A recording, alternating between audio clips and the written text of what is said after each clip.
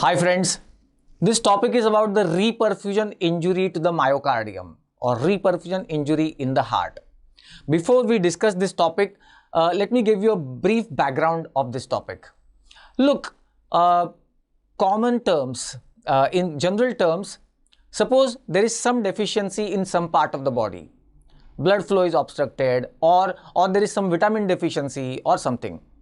When the deficiency is overcome, the organ will have to start functioning normally again. It's a happy situation for the organ, right?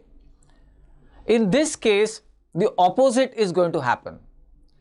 The myocardium became ischemic. There was loss of blood flow to that part of the myocardium. And when the perfusion was re-established, the heart should have been saved. I mean, that region of the heart should have been saved and myocardium should have started functioning normally again. No. In fact, the damage caused by ischemia further gets exaggerated by re-establishing the blood flow. How does that happen? Let's understand this concept now. Re-perfusion injury to the myocardium. And the core of the concept is this. High intracellular fluid calcium is responsible for re-perfusion injury to the heart or to the myocardium. It is injurious to the previously ischemic myocardium. And why do I say that? Let's understand the concept in detail. Let's say there is ischemia in some part of the myocardium, to some part of the heart. And one must understand that whenever there is ischemia, loss of blood flow or hypoxic situation anywhere in the body, first thing to be hit is always the sodium-potassium pump. You know, this pump is present in the membranes of all the cells of the body, and it's an ATPase. It constantly requires ATP to go on functioning.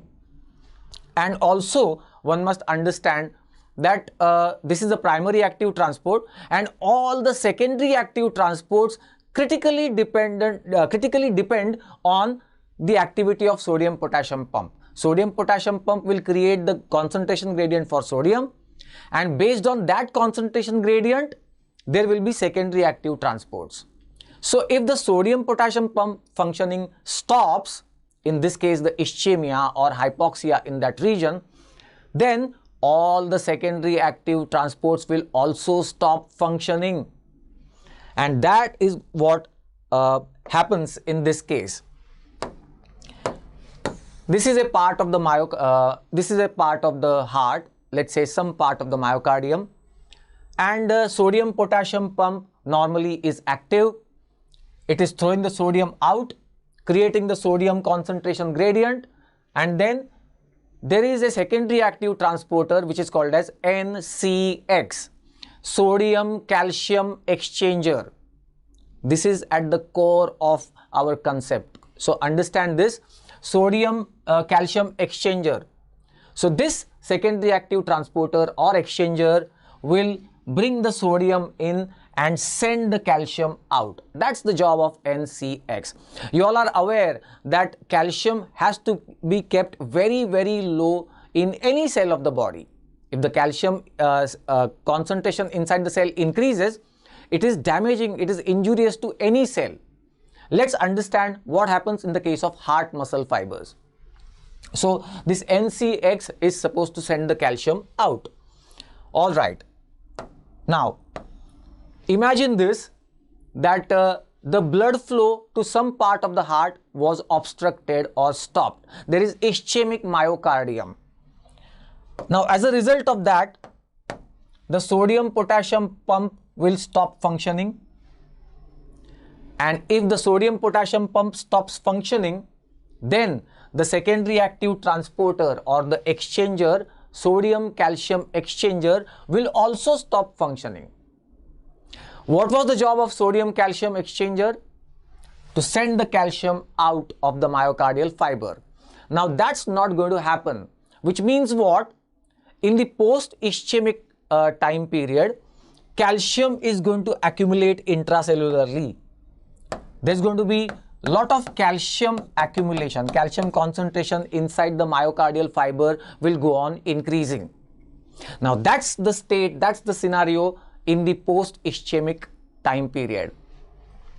Now consider this. Because of the ischemia, already the fibers in that region, the myocardial fibers, were very wavy and friable. They became very weak. And now suddenly the blood flow gets re-established. The blood flow to that region gets re-established. Re-perfusion occurs in that region. That means now again the nutrients and oxygen is brought into that region, and now because of that the fiber will be in a position to contract once again.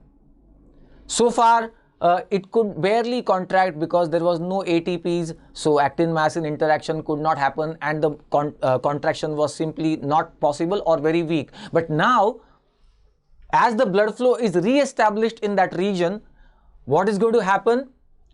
Contraction starts again in that myocardial fiber or in that region, and this time it finds a very high concentration of calcium inside the myocardial fiber.